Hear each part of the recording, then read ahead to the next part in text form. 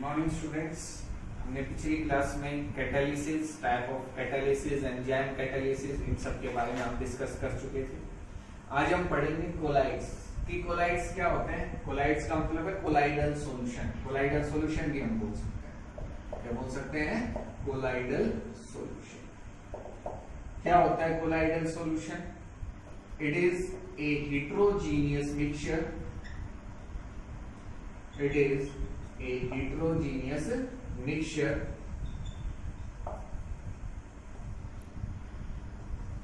of finely divided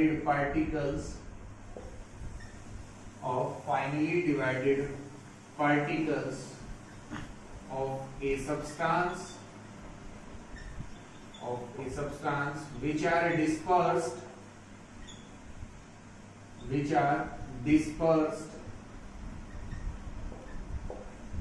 into another substance, into another substance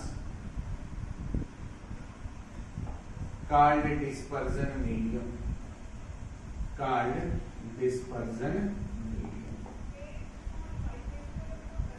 ठीक है। तो हमारे पास जो कोलाइडल सॉल्यूशन होगा, जो कोलाइड्स होंगे वो कैसे मिक्सचर होंगे? पहली बात तो हेटेरोजेनियस मिक्सचर। कैसे मिक्सचर होंगे? हेटेरोजेनियस मिक्सचर, जिसमें एक सब्सटेंस जो है दूसरे सब्सटेंस के अंदर डिस्पर्स होगा, मतलब उसके अंदर डिसोल्व होगा, और जिस सब्सटेंस के अंदर डिसोल्व होगा उसको हम क्या बोलते हैं? Dispersion medium. क्या बोलते हैं? Dispersion medium. तो इसके दो फेज होते हैं, फेजेस ऑफ कोलाइड्स। दो फेज होंगे। फर्स्ट होगा dispersed phase and second one is dispersion medium.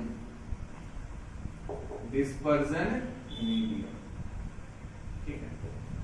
अब कोलाइड्स के दो पार्ट होते हैं। जैसे सॉल्यूशन के हम दो पार्ट पढ़ते थे, सोल्यूट एंड सॉल्वेंट। कि कोई भी सॉल्यूशन है वो दो कंपोनेंट से मिलके बनता है, सोल्यूट से और सॉल्वेंट से। तो ऐसा ही है कि ये जो कोलाइड्स है ये इनमें दो कंपोनेंट्स होंगे, dispersed phase and dispersion medium.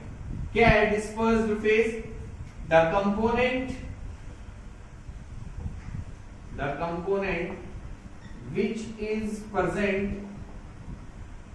which is present in small amount, and the component which is present in large amount. Simply हम कह सकते हैं कि जिसकी अमाउंट कम होगी वो तो डिस्पर्स्ड फेज, और जिसकी अमाउंट ज्यादा होगी वो डिस्पर्जन मीडियम। जैसे सोल्यूट और सॉल्वेंट होता था। सोल्यूट क्या था? जिसकी अमाउंट कम थी वो सोल्यूट। सॉल्वेंट क्या था? जिसकी अमाउंट जो लार्ज क्वांटिटी में प्रेजेंट होता है वो सॉल्वेंट था। तो ऐसे ही डिस्पर्स्ड फेज जो स्मॉल अमाउंट में होगा, जिसकी क्वांटिटी स्मॉल रहेगी, और जिसकी क्वांटिटी लार्ज रहेगी वो डिस्पर्जन मीडियम। वो क्या होगा? Dispersion medium. ठीक है। तो अब ये कोलाइड्स है, इसके दो पार्ट्स मैंने बताया आपको, दो कंपोनेंट्स है, dispersed phase and dispersion medium. अब आगे हम पढ़ेंगे क्लासिफिकेशन ऑफ कोलाइड्स कि कोलाइड्स को हम कैसे क्लासिफाई कर सकते हैं, कितने टाइप के हो सकते हैं, उनके बारे में हम डिस्कस करेंगे। अगर हम बात करें क्लासिफिकेशन की, कोलाइड्स को हम कैसे क्लासिफाई कर सकते हैं, तो उसके डिफरेंट बेसिस हो सकते हैं, क्राइटेरिया हो सकते हैं। तो कोलाइड्स कैन बी क्लासिफाइड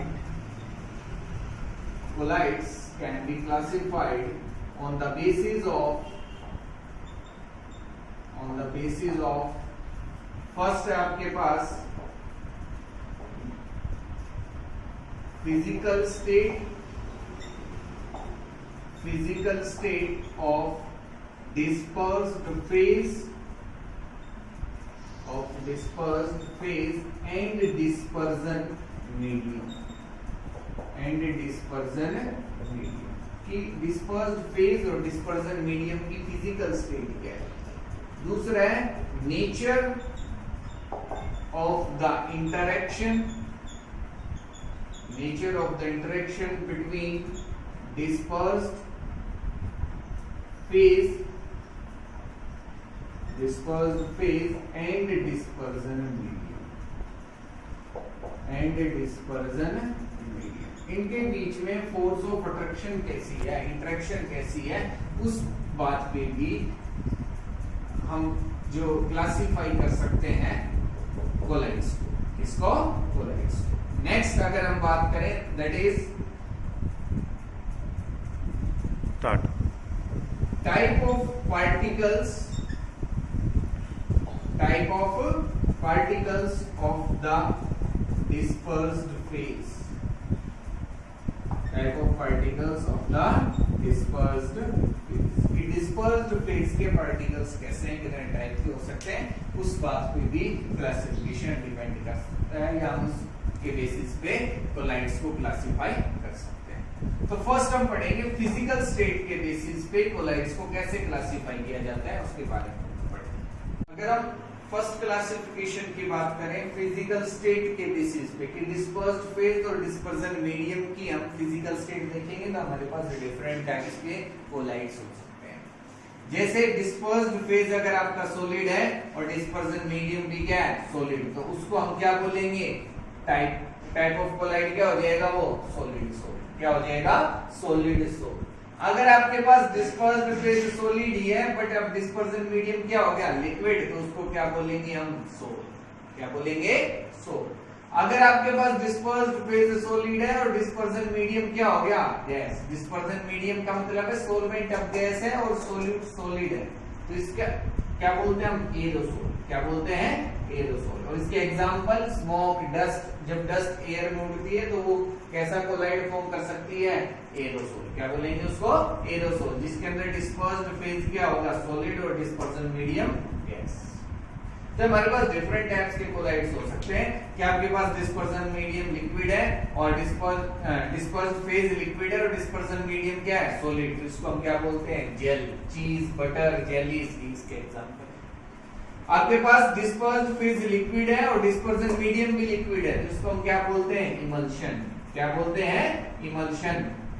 और इमल्शन के एग्जांपल है मिल्क, हेयर क्रीम एक्सेट्रा, ये हो सकते हैं एग्जांपल। लिक्विड डिस्पर्स्ड फेज है और डिस्पर्जन मीडियम क्या है, गैस है, डिस्पर्जन मीडियम क्या है, गैस, तो इसको क्या बोलते हैं हम, एरोसोल, फॉग, मिस्ट, क्लाउड, इसके एग्जांपल है। तो ये इस तरीके से आप बता सकते हो कि अगर आपके पास सॉलिड डिस्पर्स्ड फेज है तो डिस्पर्जन मीडियम क्या होगा, गैस।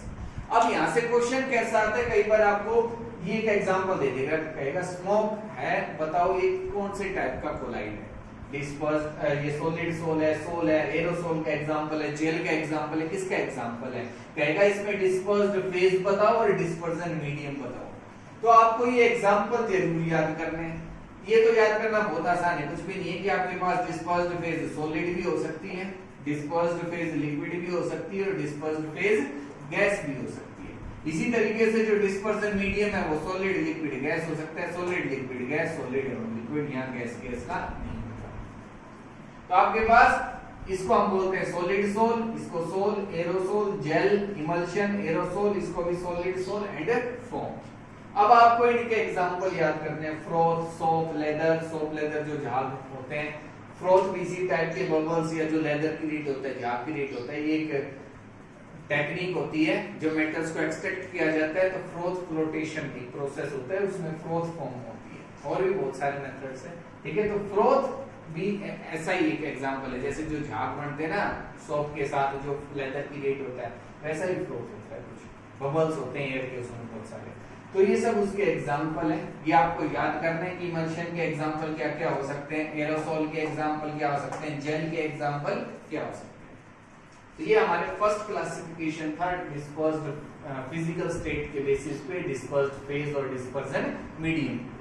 नेक्स्ट क्लासिफिकेशन हम पढ़ेंगे जिसके अंदर क्या था, हमारा जो सेकंड क्लासिफिकेशन था वो था on the interactions between dispersed phase and dispersion medium, उनके बीच में इंटरेक्शंस कैसी हैं उनके बारे में पढ़ेंगे, ठीक है। देखते हैं नेक्स्ट क्लासिफिकेशन की अगर हम बात करें तो वो है interaction between dispersed phase and dispersion medium के बीच में कैसी इंटरेक्शन। तो दो टाइप के हमारे पास कोलाइड हो सकते हैं इस बेसिस पे, lyophilic colloids and lyophobic colloids. तो फर्स्ट हम देखते हैं लायोफिलिक कोलाइड्स क्या होता है। Lyophilic the colloidal solutions in which the particles of dispersed phase have a great affinity affinity का मतलब है attraction, have a great affinity, और हम attraction भी लिख सकते हैं, towards the particles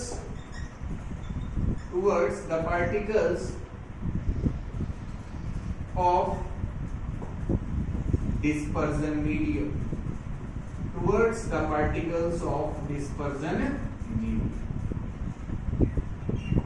towards the particles of dispersion medium are called lyophilic colloids,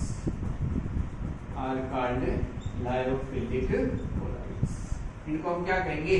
lyophilic collides. इसके एग्जांपल हो सकते हैं आपके पास starch, proteins,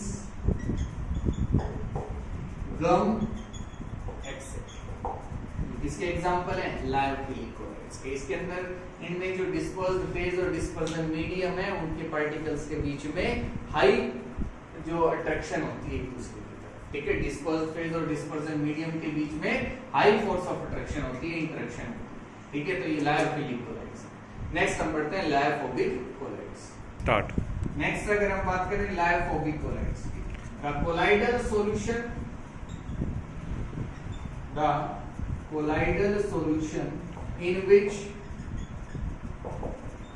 there is no affinity between the particles of dispersed phase and dispersion medium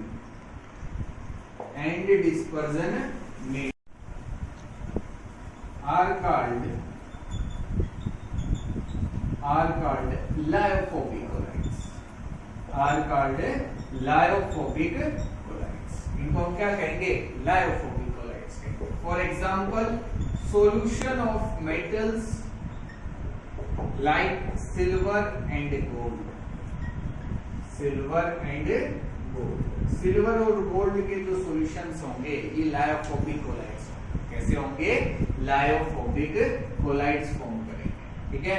तो हमारे पास interaction के basis पे दो टाइप्स के कोलाइड थे, लायोफिलिक एंड लायोफोबिक। लायोफिलिक क्या है? जिनमें हाई फोर्स ऑफ अट्रैक्शन होती है, ग्रेट इंटरेक्शन होती है डिस्पर्स्ड फेज और डिस्पर्जन मीडियम के पार्टिकल्स के बीच में। अगर ये अट्रैक्शन ग्रेट नहीं है या हाई नहीं है फोर्स ऑफ अट्रैक्शन, तो वो कैसे कोलाइड्स फॉर्म करेंगे? लायोफोबिक। कैसे कोलाइड्स फॉर्म करेंगे? Lyophobic. It is irreversible in nature. Irreversible nature होता है लायोफोबिक कोलाइड्स का। कैसा नेचर होता है? Irreversible nature. और जो फिलिक कोलाइड्स थे उनका नेचर रिवर्सिबल होता है। कैसा होता है?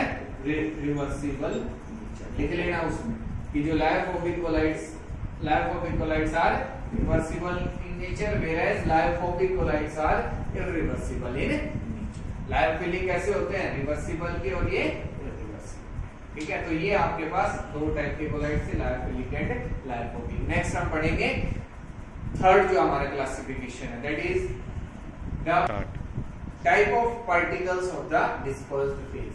जो थर्ड क्लासिफिकेशन है, देखते हैं वो क्या है। नेक्स्ट जो हमारे पास टाइप है पार्टिकल ऑफ डिस्पर्स्ड फेज की, किस टाइप का पार्टिकल प्रेजेंट है डिस्पर्स्ड फेज के, ठीक है। उस बेसिस पे हमारे पास तीन टाइप के कोलाइड्स हो सकते हैं, multi molecular colloids, macromolecular colloids and associated colloids, ठीक है। तीन टाइप के कोलाइड्स होंगे, multi molecular, macromolecular and associated colloids. क्या है ये वो देखते हैं। तो फर्स्ट है हमारे पास मल्टी मॉलिक्यूलर कोलाइड। क्या होते हैं multi molecular colloid? when on dissolution atoms or smaller molecules, atoms or smaller molecules of a substance aggregate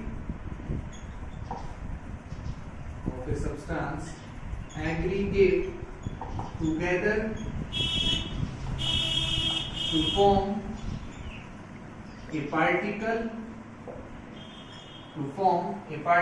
of colloidal range.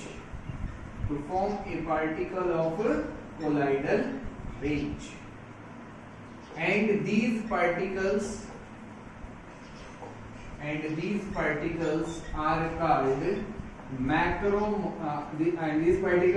called multimolecular colloids. इनको क्या बोलते हैं? मल्टीमोलिकुलर। ठीक है, क्या एग्जांपल होंगे? Solution of gold and sulphur atoms. Solution of gold and sulphur atoms, ये इसका एक एग्जांपल है, जिसमें देखो यहां क्या होगा कि जो पार्टिकल्स है ना वो बहुत स्मॉल है। ठीक है, कोलाइडल की जो रेंज होती है ना पार्टिकल्स की, वो 1 नैनोमीटर टू 100 नैनोमीटर होती है। कितनी होती है? 1 नैनोमीटर टू 100 नैनोमीटर की। जो डिस्पर्स्ड फेज के जो पार्टिकल्स हैं, इसके पार्टिकल्स डिस्पर्स्ड फेज के जो पार्टिकल्स हैं, उनका साइज इस रेंज में होना चाहिए। अगर इससे कम है, लेस देन 1 नैनोमीटर है, तो कोलाइडल सॉल्यूशन तो बनेगा नहीं। तो अब क्या होगा कि ये जो पार्टिकल्स हैं आपस में एग्रीगेट करेंगे, इकट्ठे हो जाएंगे और एक पार्टिकल बनाएंगे जिसका साइज इसके बीच में होगा 1 nanometre to 100 nanometre. 1 nanometre to 100 nanometre. और ये अब कैसा पार्टिकल बन गया? Colloidal particle. इसको हम क्या बोलते हैं? Multimolecular colloids. क्या बोलेंगे इनको हम? यहां से जो सॉल्यूशन, जो कोलाइडल सॉल्यूशन बनेगा उसको हम बोलेंगे मल्टीमोलिकुलर। ठीक है, आ रहा है समझ में? अब नेक्स्ट मैक्रोमोलिकुलर कोलाइड्स क्या होंगे वो हम देखते हैं। नेक्स्ट मैक्रोमोलिकुलर कोलाइड्स की अगर हम बात करें तो क्या होते हैं macromolecular colloids? These are the substances having big size molecules which on dissociation form solution in which dispersed phase particles have size in the colloidal range. Dispersed phase particles have size in the colloidal range. Large size होता है इनका। जब solution form किया जाता है, जब ये dissociate होते हैं, जब इनको डिसोशिएट किया जाता है, ब्रेक किया जाता है, तो ये जो सॉल्यूशन बनाएंगे उसमें जो पार्टिकल्स का साइज है वो किस रेंज के अंदर आ जाता है? कोलाइडल रेंज के। किस रेंज के अंदर आ जाता है? कोलाइडल रेंज के अंदर। For example starch, cellulose, protein. Starch, cellulose and proteins. Proteins है, स्टार्च है, सेलुलोज है, इनका साइज बड़ा होता है। जब इनको डिसोशिएट किया जाता है, सॉल्यूशन बनाया जाता है, तो इनके पार्टिकल्स जो है वो ब्रेक होके और किस रेंज के अंदर आ जाते हैं? कोलाइडल रेंज के अंदर। तो उनको हम क्या कहते हैं? Macromolecular colloids. यहाँ क्या था? मल्टीमोलिकुलर कोलाइड्स में स्मॉल पार्टिकल्स थे, एग्रीगेट होके एक पार्टिकल बना रहे थे जिसका साइज कोलाइडल रेंज में आ रहा था। इनका साइज बड़ा होता है, ये ब्रेक हो जाते हैं और किस रेंज में आ जाते हैं? Colloidal range.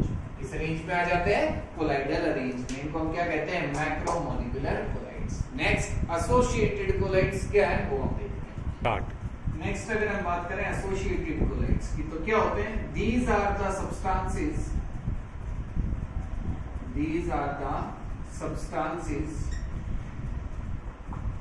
which behaves as normal electrolytes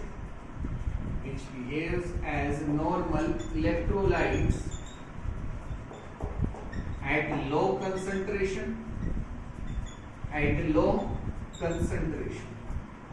but behaves as